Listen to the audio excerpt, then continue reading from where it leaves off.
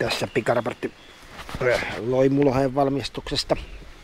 Mutta mä olen lisäämässä nuotioon puita.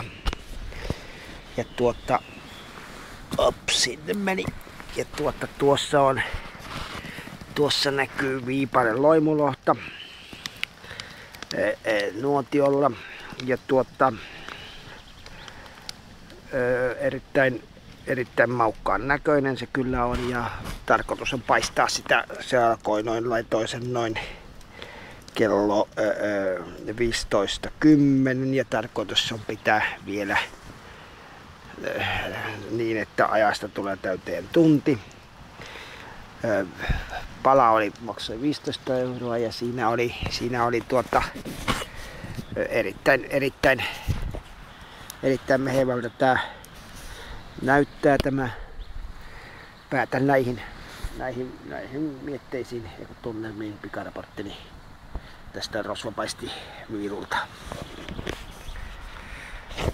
Lope.